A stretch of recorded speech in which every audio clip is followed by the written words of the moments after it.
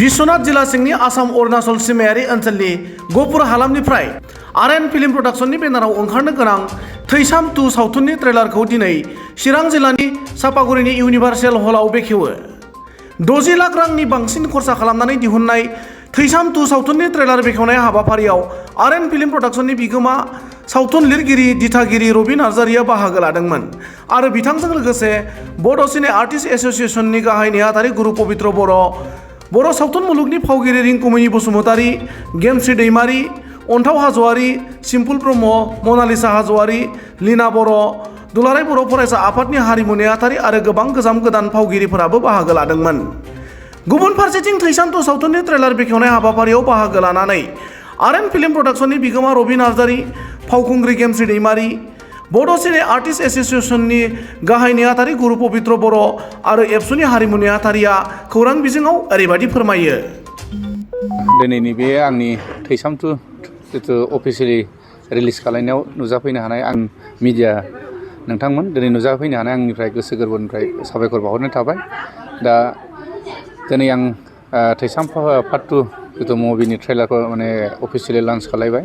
दा नैबे सापागुरि बङाइगाव इउनिभार्सेलाव आं दिनै अफिसियेलि रिलिज खालामनायजों लोगोसे दा गोबां मानसियानो नुजाफैनो हादों। आं गोजोननाय थादों, साबायखर बावनाय थादों।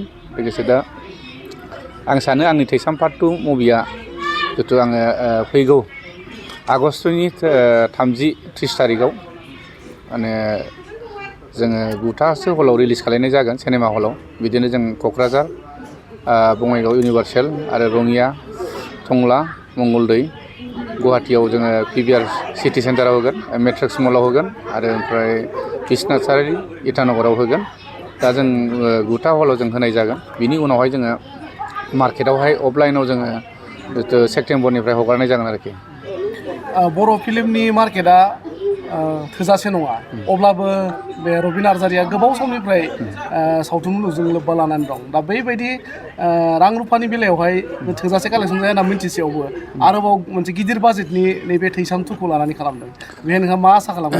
नङा, आसा खालामनाया बेनो, मुभिया जुदि मोजां जायोब्ला, मोजां कुवालिटि जायोब्ला, रायजोखौ जुदि गोजोन होनो हायोब्ला निस्सय जोंनि मुभियाव सोलिगोन आरो कालेक्सनाबो जागोन। थांनाय बोसोरावसो जोङो गिदिर बाजेटनि मुभि ओंखारदोंमोन, जोंहा बिथां पंकज लाहारिनिनो जांख्रिथायनि थैसाम।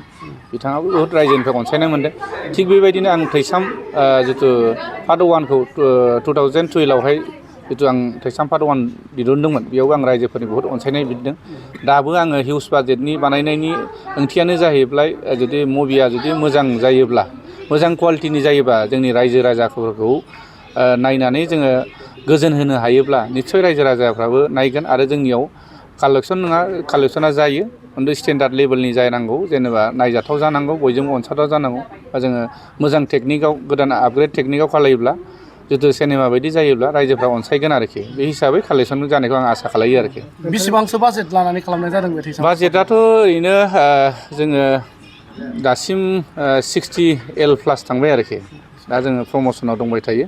दासिम जोंनि बाजेटआ आं जितु बाजेटखौ लादोंमोन 40-50 लाखसनि गेजेराव लादोंमोन, खिन्थु दा नुनायाव बिनिफ्राय बांसिन थांबाय। मथा मथि 60+ जाबाय, 60 लाख प्लास जाबाय आरोखि। दा बे हिसाबै जोंना अफलाइनावनो बुकिंआ दासिम आंनाव 15 लाखसनि रिकभार जाना दं आरोखि। जिथुनाखि सोरबा जोंनि एरियायावनो चिरां डिस्ट्रिक्ट, क'क्राझार डिस्ट्रिक्ट, बाक्सा बेफोरखौ लानानै जायगा जोंहा फुजानि सिगांबो देखायो, फुजा समाव देखायो। बेफोरखौ लानानै एडभान्स बुकिं आंना 15 लाखसिम रिकभार जाना दं आरो। थैसाम 2 ट्रेलारखौ दिनै रिलिज होबाय। बेहाय फावगिरि महरै नोंथांमोनाबो बाहागो लादों। बे फावगिरि महरै बाहागो लानानै बा फाव खालामनानै माबायदि मोन्दों, बेनि सायाव एसे फिलिंखौ फोरमायदो। निस्सय मोजां मोनदों होननानै बुंनांगोन। बे फार्स्ट टाइम नङा, आरएन फिल्मस प्रडाक्शनावहाय आंना मिउजिक भिडिअ अलरेडि मुभि खालामनायनि सिगां मावखांबोबाय। स' मोजां एक्सपिरियेन्स दङमोन। बेखायनो मुभि खालामनायनि जिहेतु बिथाङा बुंबाय आंखौ, अब्लाना आं सानबायखि आंबो बिराद एक्साइटेड जाबाय। आरो जिहेतु मोजाङैनो जोङो 2 मान्थ्सनि गेजेरावनो मोजाङै कमप्लिट खालामजोब्बाय शुटिंखौ। आरो नै मोजाङैनो मोजां दिनैहाय नोंथांमोना ट्रेलारखौबो नुनो मोनबाय आरो ओमफ्राय थाबैनो रिलिजबो जागोन आरो 30 आगस्टआवहाय।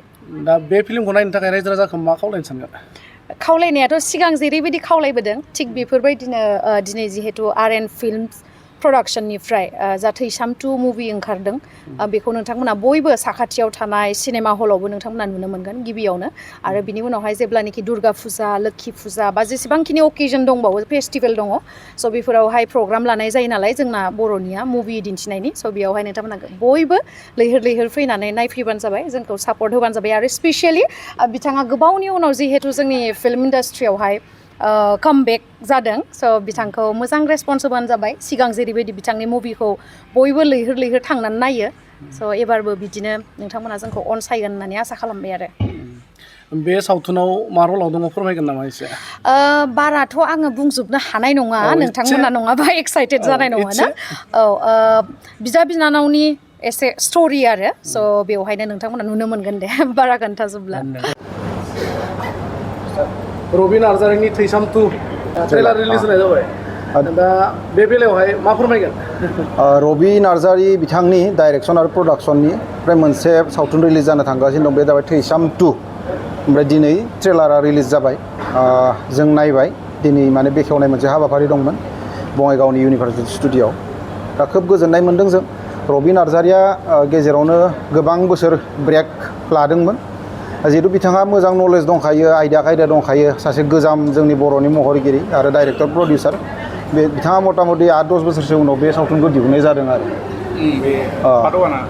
पार्ट 1 ओंखारलांबाय गेजेराव दा दिनै पार्ट 2 नि माने ट्रेलार रिलिज जादों जों नुबाय नायबाय मोजां मोनदों गोदान टेक्न'लजिजों बिथाङा माखासे एन्टारटेन खालामदों आरो बे रायजो राजा गासैबो नायनो हागोन दिनै माने पाब्लिक खालामनाय जासिगोन इउटिउबाव दा बे थैसाम 2 नि जा मोनसे ट्रेलार बेखौ गासैबो एन्जय खालामनो हागोन जोङो खोब गोजोननाय मोन्दों मोजां मोन्दों आरो रबि नार्जारिखौ जोङो गोबां बोसोरनि उनाव बड' फिल्म इन्डास्ट्रियाव जोङो दिनै बरायदों बर' सावथुना मार्केटआ जोबोद खम बेनि गेजेरावबो माखासे प्रडिउसारफोरा गोसो बोलो होनानै दिहुनबोयो आरो बेजों लोगोसे थांनाय बावैसो बोसोरनिफ्राय एसे आपग्रेड जाबोनायखौ नुदों दा बेखौ आरो साबसिन खालामबावनो थाखाय बिसानि दैदेनगिरि महरै माबायदि जाजानायखौ लुबैबावो जोंहा मोनसे बर' फिल्म इन्डास्ट्रिया मोनसे मार्केट दंखायो आइसोलेटेड मार्केट जोंनि गेजेरावल' जों जिखिनि बर' भाषा रायो बिनि गेजेरावल' बे सोलिनाय जों जाबाय मोनसे साबकास्ट आसामनि अब्लाबो जोंनो जिखिनि माने मार्केट जानो गोनां बेयो जायो बे मथा मथि इयारलि जों 2 crore मोनसे मार्केट पेकेज होननानै हमजायो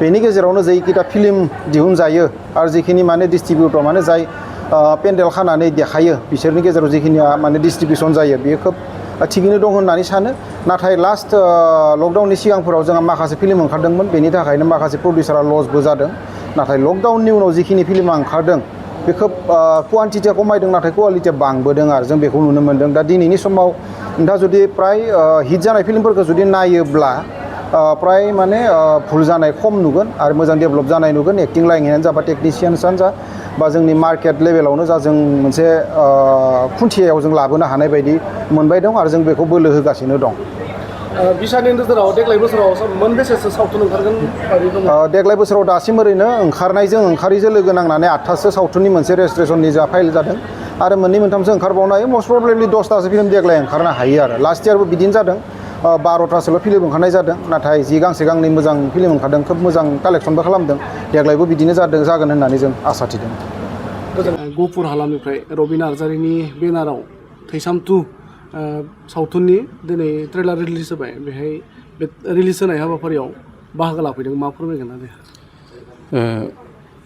दिनै बिसेस थैसाम 2 नि जे ट्रेलार रिलिज खालामदों बेवहाय बाहागो लानानै जोबोद गोजोननाय मोन्दों बिसेस आङो दिनै नैबे मिडियानि गेजेरजों बेखौनो बुंनो हास्थायदों नैबे थैसाम 2 नि गेजेरजों जोंनि समाजावहाय आरो बयबो निस्सय मोजां नायनायनि गेजेरजोंहाय मानसिफोरखौ मोनसे गोजोन होनो हागोन बेखौ आसा लाखिदों आरो बे मुभिनि गेजेरजों जे एक्सनफोर जादों जे रावफ्रा ओंखारदों निस्सय जोंनि सुबुं समाज ससाइटिखौ फोसाबनायाव मोजां बाहागो लादों आं फोथायदों आरो बयबो बेखौ अनसायगोन बेखौ आसा खालामदों आरो बिसेस रबि नार्जारि बिथां जायहा खस्थ' खालामनानै बेखौ दिहुनबाय निस्सय बियो फिथाइ गोनां जागोन आरो बयबो अनसायनायनि गेजेरजों बे मोनसे मोजां महर फैगोन जिहेथु जों दिनै मोनसेनि उनाव मोनसे स्टेप बाय स्टेप जों थांगासिनो दं बर' हिसाबै बेबायदि मोनसे मोजां प्लेटफर्म गैया दाबो एसेबां मोजां नङा बेखौ जोङो मोजां बेबस्था लानायनि गेजेरजों